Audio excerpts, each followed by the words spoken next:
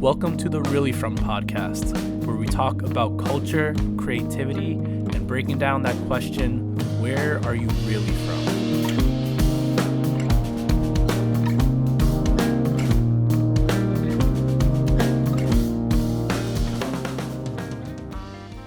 Welcome, everybody. This is the Really From podcast. My name is Chris Lee Rodriguez. I play in the band Really From. And today I am talking to a poet, writer, one of my oldest friends that I know, Melissa Lozada-Oliva. She is currently based in Brooklyn. She has a book coming out that she has announced, has written incredible work and has been published on different websites as well. Is hilarious, one of the funniest people I know. And today we're just going to talk about just our own backgrounds and how much we have in common in our own experiences. So welcome, Melissa, to the pod. Wow. Hi. Oh my gosh, thank you. That was so nice. Also, it is humbling to know that I'm one of your oldest friends. True. Because at this point, it's been like a third of our lives. Yeah. Oh my god, that's really funny because I'm watching New Girl right now, and there was there's like a scene where he's like, I've lived with Schmidt for 10 years. A third of my life has been dedicated to him. Oh my god. We are Schmidt. Yeah. There's also that episode where they're all like Gen X and they see millennials and they're like, what's up with these guys? And now we're kind of the older ones. It's been a decade. So now there's years. Crazy. I know. What were you gonna say?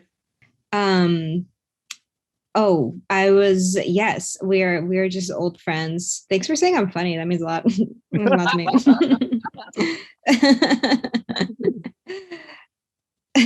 One of the second funniest person I know. Next to Who's my the first one? Tiffany. Oh yeah, Tiffany is really funny. She's like us, like quiet and deadly. Yeah. Like riffs. But then she comes out with the fatality and just like destroys you. Just absolutely like slays, murders. Yeah. I wanted to give you a chance to introduce yourself and talk about your background stuff in case I missed anything in that intro. Cool. So I'm Melissa Lozada-Oliva. I'm a writer, mostly a poet, now kind of a screenwriter. I have a book coming out called Dreaming of You, which is a novel in verse, or it's being marketed as a novel in verse. I think it's like a rock opera. And it's about bringing Selena Quintanilla back to life through a seance and the disastrous consequences that follow. And it's kind of this like interrogation of like latinidad and like the faults of it and the faults of representation, and also like celebrity and obsession and like what it means to like have a, soul and be in love. And yeah. Wow, that's heavy. I also need to read it too. I haven't read it yet. Oh yeah, I think Tiffany has a copy now. Oh, sick. Okay, now I'm gonna read it. Yeah. That's so interesting. You should like record an album of the rock, like have like a music compendium to the book. I know. I really want to do that. I think that would be really cool. I don't know how to. I mean, maybe there's still time. There's still time. I mean, you could always do it after the book is released too. Yeah. The American Idiot musical came out like 10 years after the album came out. Yeah, I know. That was like a big influence for I feel like the aughts were really big. There were like 3 like big rock operas or like concept albums, like American Idiot, 3 Cheers for Sweet Revenge, and Hot Fuss. They all like were about like stories where like this character is going to hell too. And back. Yeah, right. Yeah. That's so interesting. It's like all almost like an Odyssey or like Dante's Inferno kind of situation. Definitely. Yeah, they're definitely all like Odyssey type of thing. That's so cool. Awesome. Yeah. So I've been starting these podcasts, or generally been starting or ending these podcasts with a question. When was the first or most memorable time you've been asked the question, where are you really from? If you've been asked that question before. Yeah. Okay. I've been like rummaging through my brain for like every, because it has happened and I feel like it's happened like so much that I like it all becomes like one ubiquitous like experience. Yeah. I think it would happen the most when I was getting like hit on by like dudes being like, where are you from? Like you look like there's something in you, or Weird. That also sounds oddly like, sexual. yeah, I know. Yeah. I know. So I feel like all of the moments were like really like, like specific to like uh misogyny maybe. Yeah. Um and yeah, there was like one, let me see. I'm like there's like three like microaggressions that I like always think of. And one of them is like someone I knew once. I mean, this probably happens a lot too, but she kept being like, people think I'm Colombian. Whenever it's summertime, I just get so dark and everyone thinks I'm Colombian. I get darker than you. And I was like, okay, what am I Whoa. supposed to do with that information? Um, and then we were like sharing a hotel room at the time because we were at this like poetry competition. And like the cleaning service came to the door, and this woman who like claimed to be looking like Colombian, just like a white person, just like screamed at the Latina cleaning lady. It was just such a strange moment. So weird. um yeah, yeah. And yeah. That's strange. I was like, that just reminded me one time I was on a date with someone, and she was like this white Jewish girl from Massachusetts, Mm-hmm. and I think we were talking about summer or something. There was a context of tanning and Uh-huh. summer in the conversation. And I remember she said, "Oh, I get Mm-hmm. like as dark as you." And I was like, "That's So weird." weird. And maybe I was like partially Yeah. racist because I was like, "No, you don't act Yeah. like you can." But at the same time, I was just Yeah. like, "That's strange." But then I was like, "Oh, I realized it was like during the spring where I'm like, I do get pretty lighter in like the winter, colder times, and then like when the summer comes out, I'm just hanging outside more. I get tanner." So I was like, "That's interesting." Yeah. Think about that. I know. Yeah, it's like there's like a weird, I mean, also like white Latinos are like um I mean, maybe just like the Latinos in general like are like obsessed with like tanning too. So like Yeah, I mean, it's not just like regular old white people. It's just like a or weird bleaching. thing to, or bleaching. Yeah. Yeah. It's Yeah, like you want to be tan. You want to be like golden, but you don't want to be like there's like a brown. certain Yeah. caramel twist to it. Yeah. I don't know. It's Mm-hmm. weird.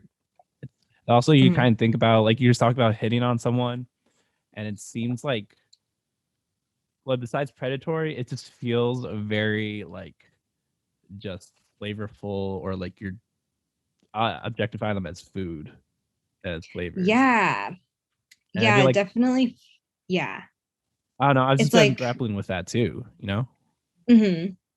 Like Yeah, I mean, oh shit, hold on, my cat's at the door. oh shit. Frank. Oh, buddy.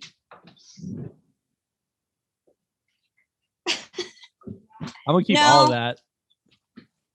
Um, I'm gonna keep sorry. all of that. Yeah, I'm not you cutting any of can. that out. Okay. He was trapped outside, my little guy. Um, yeah. Yeah, I think yeah, for I think a lot of people like us have experienced like being like compared to food, and like feeling like you're something to be consumed, um which like you're not. And like a lot of that has to do with like imperialism and Yeah. like associating people with like imported goods, which is like its own thing. Yeah. It's really interesting when people think about like international food too. a lot of international food that Mhm. people associate with like Mexican food or like Chinese food. A lot of that's technically American food because it was created in the States. Like a burrito is, Yeah. I think is, I heard somewhere it was like burrito or something was like a American invention, or kung pao chicken's an American invention. Um, Mhm. like a lot of like different types of food that we think are hallmarks, or it's like, oh, let's get Mexican or Thai or Right. this. It's just like, there's It's a just Chinese like, place. no, They're trying to survive. yeah, I know. I was thinking, I mean, have you seen Minari? Yeah, yeah, I was thinking about how like she basically, well, we were watching, one of my roommates was like, oh my god, she planted like an invasive species in the yeah, like swamp area, but also like, oh my god, wait, that was like a metaphor. yeah.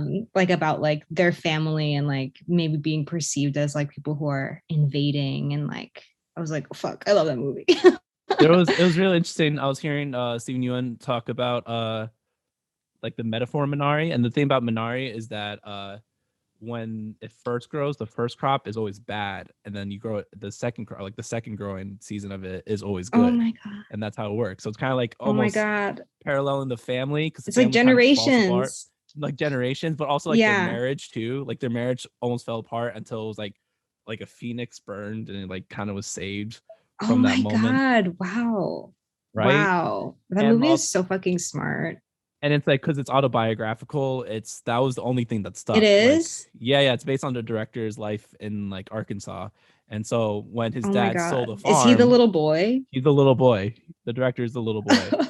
But at the same time, it's like loosely based, so none of the characters are actually like their parents, but they're just like what's it called? Analogs. Um, Yeah. and when they sold the farm, the Minari or the Minari, it was the only thing that stuck. That was like the only crop that survived. All the other crops they tried to grow just failed Mhm. or like didn't really make it through the season. But his Minari always survived in like throughout his entire time at that farm. Ugh, wow. Yeah. That really gets me. I'm crushed.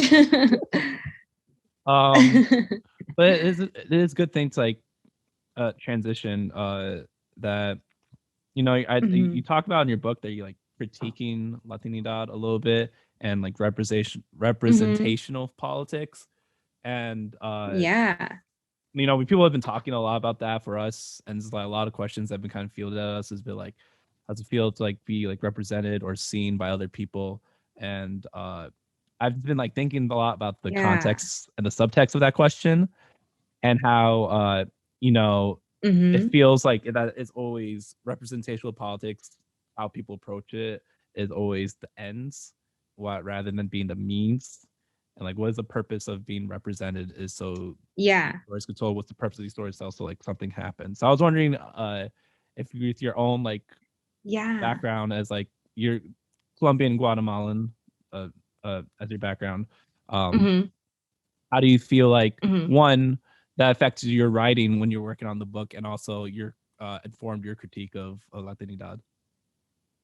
Yeah, totally. Well, I think like firstly, I feel like okay, so we became friends in like the 2010s, and I feel like 2010. even like the in literally 2010, and like even then like we weren't even saying stuff like representation matters, we were just like, yeah, Community's a good show, or like I don't know. And like, okay, definitely, or like there were so many like problematic things that we were like okay with, just because like we weren't socially, intellectually there, like in like media literacy and like any literacy, anything.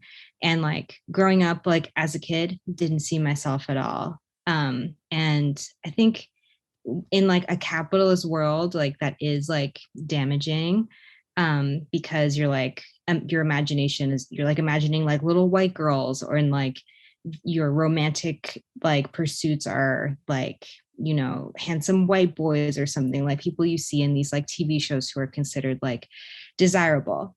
Okay, so that, and then like in the 2010s, you started being like, okay, representation matters. And then like I feel like everything obviously gets like swallowed up by capitalism. So it stopped being like, it's not important. It's important to be seen, but it's more important to like be sold, you know? And people get like, you know, associating like, how do I capitalize off of my identity? And I feel like as somebody who makes like my living like doing speaking performances, you know, writing, this is like what I do. A lot of like my livelihood in like this really sick way has like come from like my identity as a Latina and as like a woman. Because I'm, you know, saying, because people like see themselves in what I've been saying, which is like really fucking cool. And at the same time, I'm like, you know, I'm actually like more than the fact that I'm more than like being a child of immigrants, and I'm like more than I don't know. I'm more than this like box. But because I am who I am, I'm constantly like trying to like redefine the box and like put flowers around the box and shit and like make it sellable. So with Dreaming of You, I think I was really, my book was called Dreaming of You. I was like really struggling with that. And I think you can see it in a lot of the poems. And I think I'm just like, you know, because I'm like Guatemalan and Colombian, those are two very like distinct, different cultures. Like like my dad grew up on a coffee farm, and my mom grew up like dirt poor in Guatemala. They just have like they have different like slang words. They have different like approaches to like living. They met in an ESL class in like Boston. There's no way I would have like lived if they hadn't like been like if it weren't for like the lure of like America. So I feel like I have always been like attracted to like the umbrella of latinidad because it's like a monolith and it's like, oh, like all Latinas can like fit underneath this. But what I am like was struggling with was like actually like I am like Guatemalan and Colombian, and that is like a lot harder to think about than like being Latina as like an umbrella. And with like Selena, I feel like, okay, sorry, I'm like rambling, but like with Selena, It's fine. like she has been marketed to a lot of like millennial Latinas and probably Gen Z Latinas as like the pinnacle of like what a Latina should look like and sound like. And I realized that I've been like, you know, I mean, she's like specifically like Tejana, like Mexican. But I was like trying my whole life to like look like her. And like, I just was like, I don't know, I was so caught up with like, she just like represented so much to me and she still does. But I think in like wanting to like destroy like representational politics, I needed to like kind of destroy Selena. Okay, does Yeah, that make sense? Oh that my makes God. sense.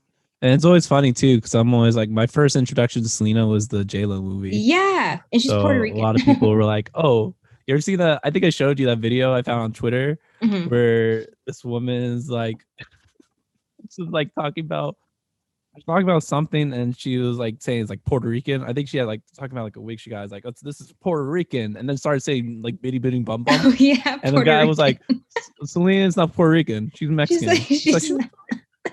like, but the woman that plays Puerto Rican. He's like, that's not the point. The And she's point like so is, disappointed that she's not Puerto Rican. oh, but then she keeps saying, bitty I bitty love bum her. bum. Yeah. Yeah, it's so funny. Yeah. Uh, that's really interesting thinking about like the monolith or like the pan Latinidad too. Um, Yeah. and like people have been doing that with like Asian Americans as well, of like we kind of are Totally. on the umbrella. I heard oh, the person who wrote there was a person that wrote Minority Feelings. Oh yeah. It, you know what I'm talking about? He's a Minor poet. feelings. Minor Feelings, sorry. Yeah, who is that person? uh Minor Feelings by Kathy Parkham. So Yeah. post there was like she was doing a lot of interviews post the Atlanta shooting, and she made a Hmm. really interesting point. If we think of the Asian American umbrella not as a race or ethnic identity, but as a umbrella term for like a coalition of solidarity. Yeah.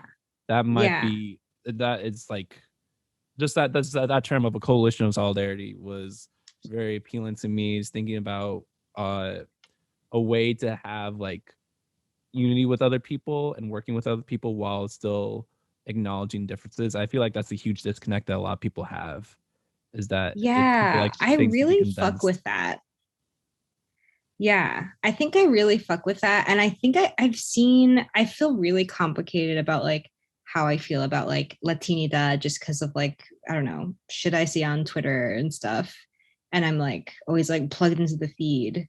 But I Yeah. feel like it would be so useful and good if everyone like didn't think about it as like, hoop earrings and thought about it as like a coalition where you're like in solidarity with people throughout the diaspora. Yeah. And it's Yeah. weird too. Like I'm just thinking about like different viewings. Taro, don't eat that food. Taro. Oh my God, cat content. Oh, sorry. She was like sniffing our soy sauce. Taro, Oh my don't God, I clap at my cat too. don't eat the food.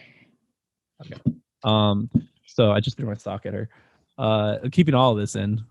I don't edit any of this. Good. Um, so oh shit, I just lost my what were we talking about? the so like the solidarity. Mhm. So yeah, I've just like been thinking about that too, of like, you know, how to acknowledge each other and like the differences in latinidad of like being, I know a lot of Americans are like, oh, we're like there's the African and then there's the indigenous and then there's the Spanish, Yeah.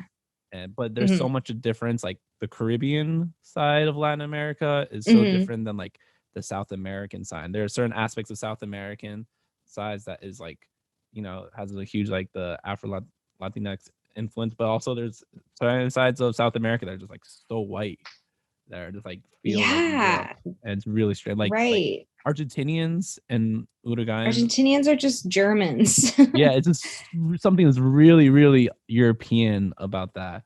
And then I'm like Yeah. But also thinking there's like indigenous Argentinians. exactly, and that Yeah. exists as well, and like, but you're still Yeah. like loyal to like that side too. And then I'm just like thinking about Yeah. how like the politics of it too, like how like Puerto Ricans Mhm. don't really have like a nation state to represent, Mhm. or just like how everything's so inflected in this idea of like, think of communities in terms of like borders and states, and like, rather than like just like coalitions, and how like different ethnic groups kind of permeate in different nations. I don't know. Yeah. It's just like an interesting thing to like try to dismantle and dissect. Yeah. It's like fucking endless. Always on this. How would you feel like, well, this realization that you've been like working with and writing about, how have you like kind of been bringing that into like your own community with like your family or like your own like group of friends? Has that kind of been like coming up conversation, or like how you changed in your interactions? Yeah. I mean, I feel like it's really heavy on my brain a lot. Um, to the point where I'm like, I need to like chill out. Yeah. um, I feel, yeah, I think I have a lot of conversations with like my little sister who's like, she's like an adult. I still call her my little sister, but we talk about this stuff all the time. Um, and it feels really good because I mean, she'll be like the only person in my life who like came up the way that I did, and like knows what I'm coming from when I'm talking about when I'm like talking about anything. Um, and I've noticed that like, okay, I don't know if my older sister will listen to this, but like for a while she was really like ashamed of being like Guatemalan, and Mm. like really was adamant about like giving her kids American sounding names, and really wanted them to be blonde, and they weren't. They came out with like thick black eyebrows and dark hair and like big brown eyes.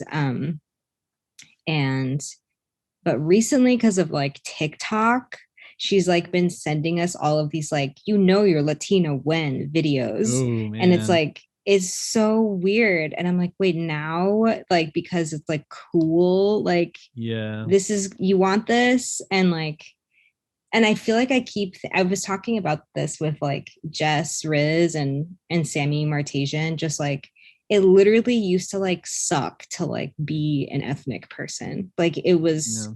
you wanted to be so far away from it. And now like people are like scrambling to show that they're like 1/8 of something, you know? Yeah. It's kind of like the capitalist Yeah. side of it too, because it's trendy Yeah. because it's profitable, and then Exactly. it creates engagement and creates clicks. So the algorithm is Mm-hmm. kind of designed towards it, but it's not really like Yeah. that, always at a superficial level. It's not really like really understanding the Yeah. nuance behind it as well. Mm-hmm. That's interesting. Funny sidebar. My sister's kid's his name's Sebastian, and Mm-hmm. Tata, my grandma, she was like, "Oh, I'm so happy that I'll be able to say his name," because it's really hard for her to say Oh, Christopher because it's such like a white like American name. So she's always like Christopher. But now oh she's my hi Sebastian. God. That's so sweet.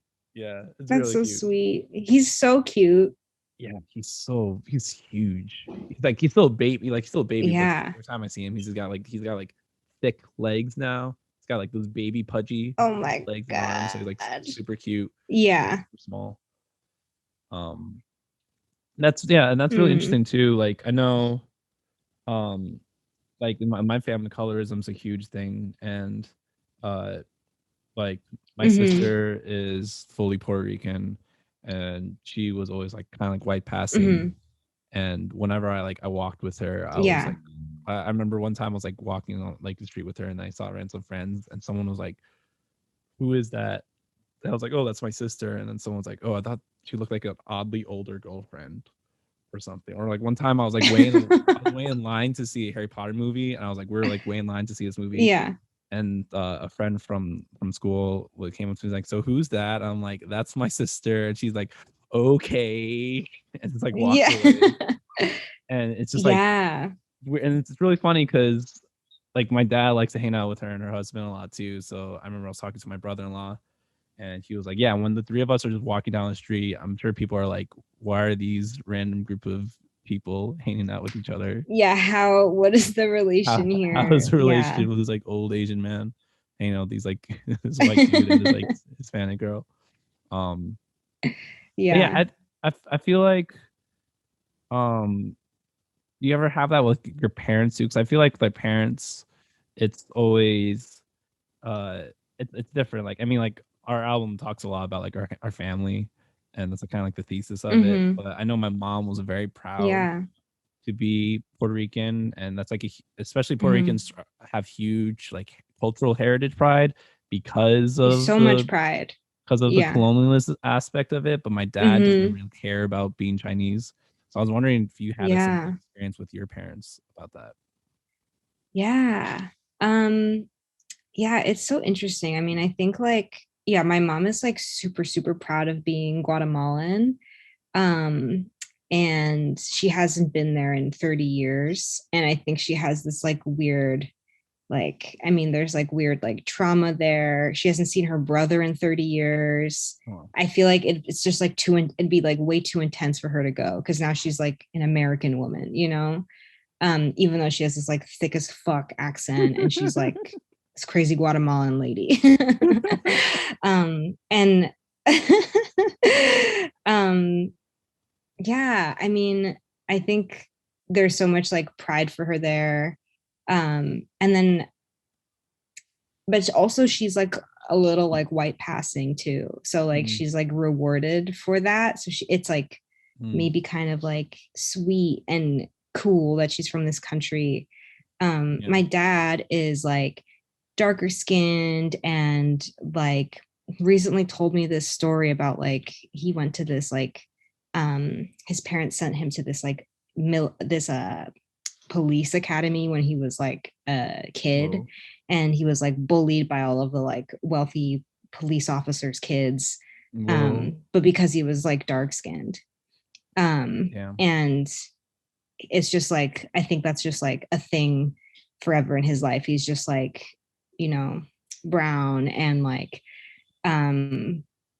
really was like into assimilating, and will be like, I'm Vincente and not like Vicente, you know. Yeah. um Vicente. yeah, but right, but I'm like, it's just like he'll never not be from Colombia. I don't know. Yeah.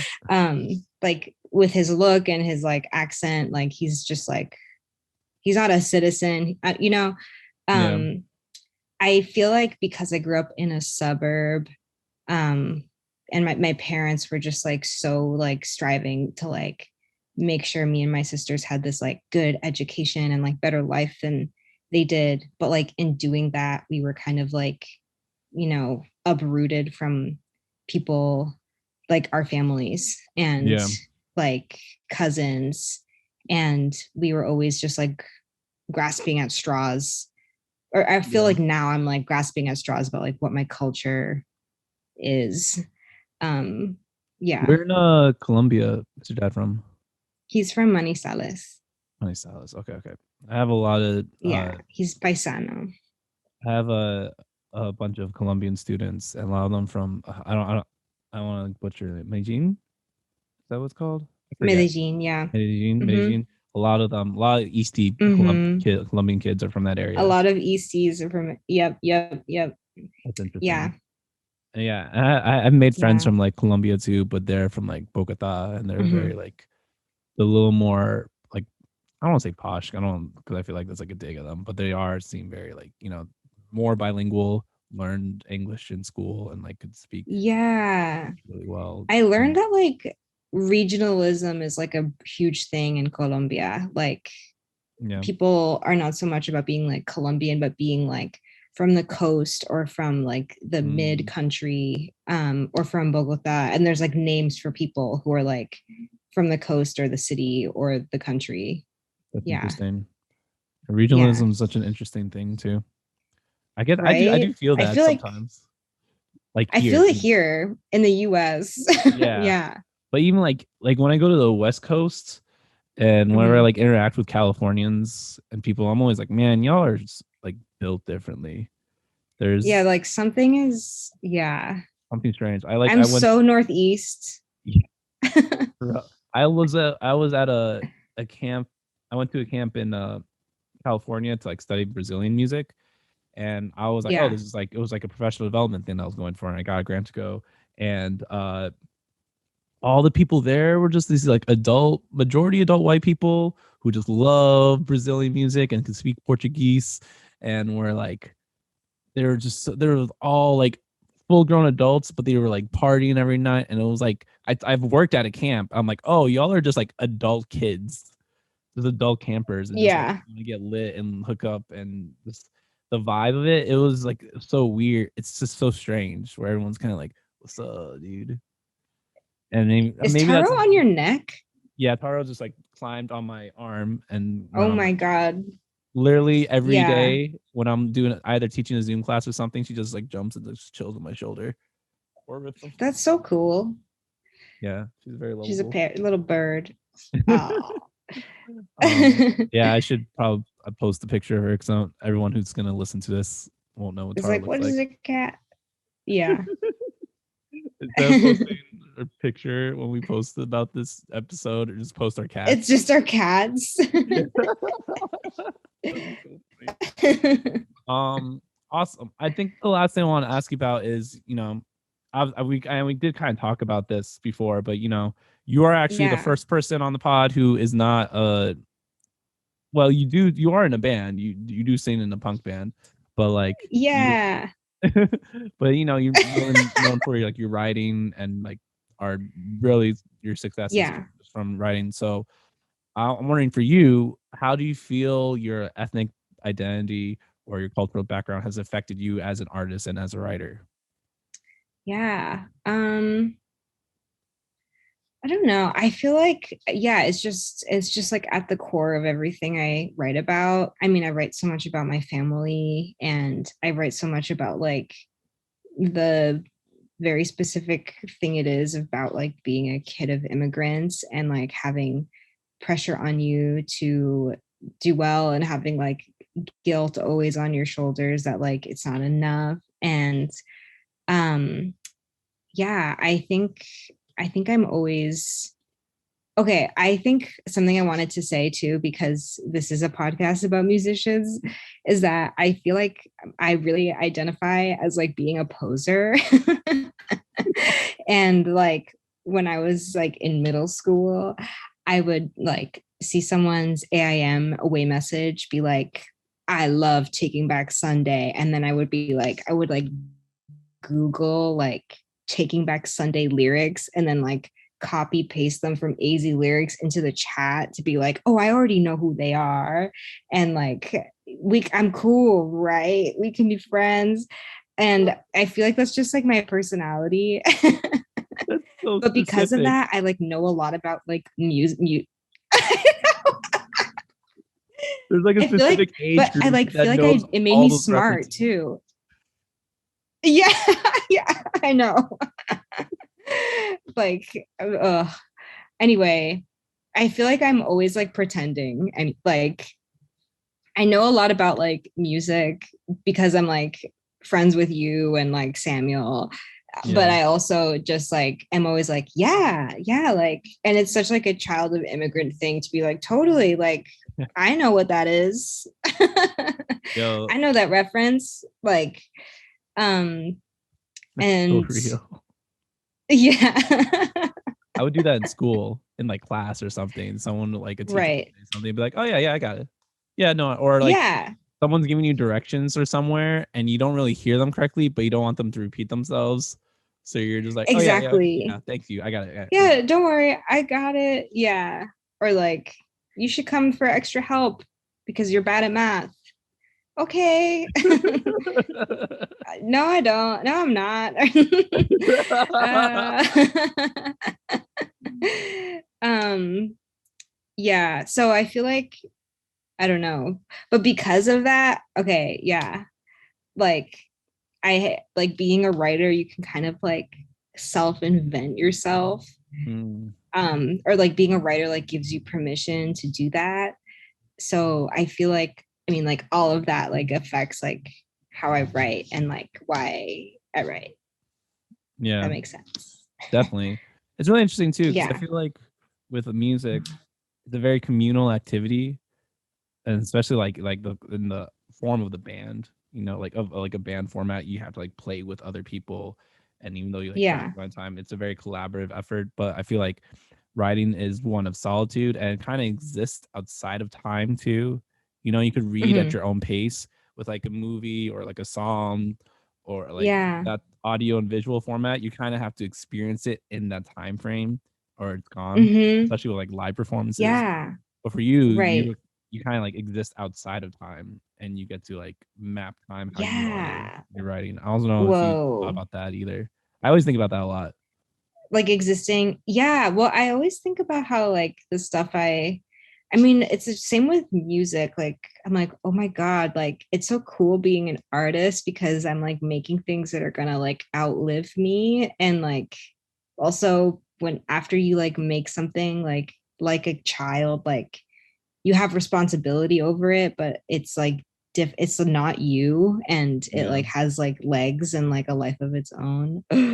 um yeah. That's real. Yeah, I don't know. I feel like create anything you're like one trying to like outlive yourself. But I also like to think of it too of how people interact with it. There's no right way of interacting with art too. Um there's like if someone takes something out of it, and that's why I'm always like interested in people asking questions like what do you want people to take away from this? And I feel like Hmm. my stock answer has just been like I just want people to listen to it. I just want people to experience Yeah. it and just actually hear it. Because there are so many times you like, I don't know if you felt the same way where I've made something and I released it and no one really got into it or heard it once and it was like forgettable. And I don't know if you've had that Yeah, same that like, hurts. yeah, that's no one talking about it is worse than people talking shit about it. People talking shit that's like, oh, at Right. least they're paying attention. I know, it's like I want someone to like I want to be like I want to like reach and like yeah, I think that is like the best answer. Like I feel like I don't even like ultimately I want someone to like understand me and like see me. But also I'm like, oh, I like the opportunity for you to like consume what I did at all is like so cool. Yeah. Yeah. Yeah. Oh, no, that's a sweet place to end it. Yeah. Yeah, I think. Yeah, no, that was really cool. Just that to feel heard. It's just a nice thing to listen to. Yeah. Give them. I don't know. Yeah. It's a weird. I don't know if it's like accessing the ego or whatever the Freudian analysis would be, but just idea of just like being heard and like someone acknowledging you. It's one like it's a weird feeling of endorphins. Yeah. Nice. Yeah. And I mean, like, as artists, like, we're people who get to like have the like rare opportunity to like get it out. Like, Yeah. I mean, it's something like my parents like can't do, my grandmother didn't do, to just like have this like beautiful to like Yeah. show people our inner life, you know? Yeah. Because you're trying to like maintain Yeah. life. Yeah. Yeah. Well, thanks so much Cool. for doing the pod, dude. I appreciate Yeah. you. Thanks for I having love me you. I on. want to give you I love you opportunity. too. I want to give you opportunity to shout out anything you're working on. I know you mentioned books, so you could shout out like one that's dropping. Any other projects you're working on? Any organizations you want to shout out? Any homies you want to shout out to? Yeah. Okay. So my book, Dreaming of You, is coming out October 25th, right in time for Halloween. Keep an eye out for it. Your very cool girlfriend is doing a broadside for it that is Yeah, going it's to found be out in the today. book. And it is so fucking, is going to be, it's going to be so cool.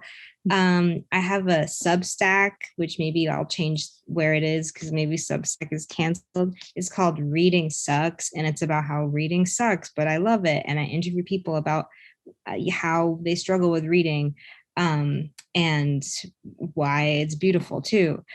Some things to support. I live in Brooklyn, so you should check out East Brooklyn Mutual Aid. Give money to them. Mutual aid site run by native New Yorkers, as well as, oh my God, Frank just tore back in like a horse. And always bed-sized wrong.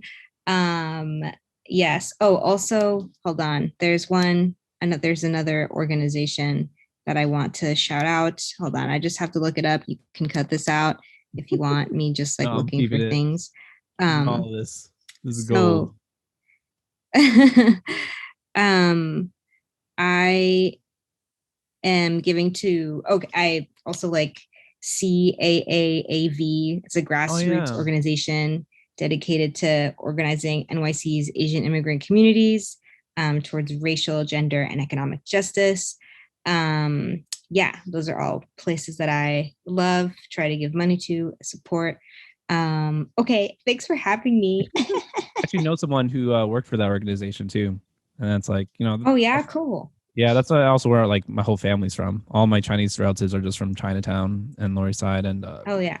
not Bay Ridge. There's another like really Chinese community in Brooklyn. I forget what it's called, but it's like the western part. Uh Shit, I forgot the name. But like yeah, a lot of my family, my aunt used to do like activist work in New York back in the day. Whoa. Yeah, so Hell yeah, that's so uh, cool. that's most of my lineage is over there. So please Beautiful. support those organizations, everybody. Uh, Yeah. Once again, my name is Chris Lee Rodriguez. I'm in Really From. Please listen to our album if you have not done so already. Yeah, it's so good. We were featured on Rolling Stone a few weeks ago, so that's a sweet bucket list. And that Yep. was really funny because Will, who runs the PR at Topshelf, he was like, "Where are some publications you want to be featured in?" And as a bit, I was just like, "Rolling Stone, baby," and it actually Oh my worked. God. And then it got picked up. Oh Wow, God, that's I so guess that's what fucking cool. manifesting looks like. But Oh yeah. my God. Yeah. Thanks, dude. I appreciate All right, you. my friends. I love you. Love you.